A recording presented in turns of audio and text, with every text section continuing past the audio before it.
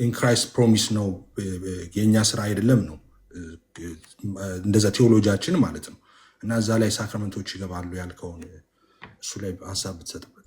አይ ጀስቲፊኬሽን ባይ ፌት አሎን ላይ ሳክራመንት ይገባል አላልኩም።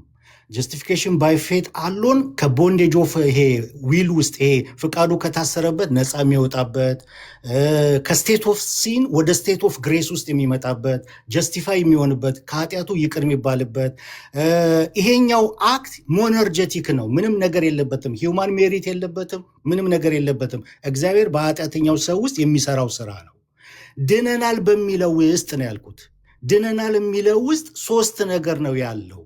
ጀስቲፊኬሽን ባይ ፌት አሎን ኮንቨርት ስለመደረግ ከቦንዴጅ ኦፍ ዊል ውስጥ ስለመውጣት ጀስቲፋይ ስለመደረግ ጻድቅ ይሄ የክርስቶስ ጽድቅ በእኛ ላይ ኢምፑትድ ስለመደረግ በእግዚአብሔር ፊት ትክክል ስለመሆን ነው ጀስቲፊኬሽን ባይ ፌት አሎን። ድነናል የሚለው ግን መጽደቅ ብቻ አይደለም። ድነናል ብለን ስንል ጸድቀናል ብቻ አይደለም። መታጠብ አለው፣ ፖዚሽናል ሳንቲፊኬሽን አለው።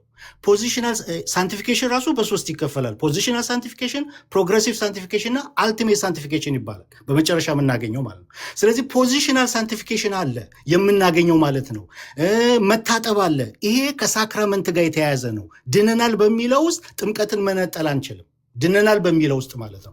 ጀስቲፊኬሽን ባይ ፌት አሎን ውስጥ በሚለው ውስጥ አይደለም እያልኩ ያለሁት። ድነናል በሚለው ውስጥ ጥምቀትን መነጠል አንችልም፣ ሳክራመንትን አንነጠልም ነው ድነናል በሚለው ውስጥ። እዛ ጋር አሁን ኮንትራዲክት የሚያደርግ ማይመለስ ጥያቄ አለ። ምንድነው ማይመለሰው ጥያቄ? አንድ ሰው በፍርድ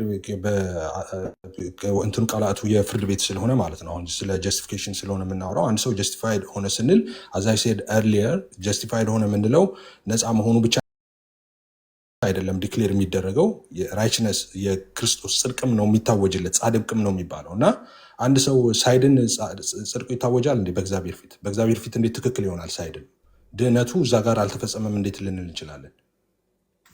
ኦኬ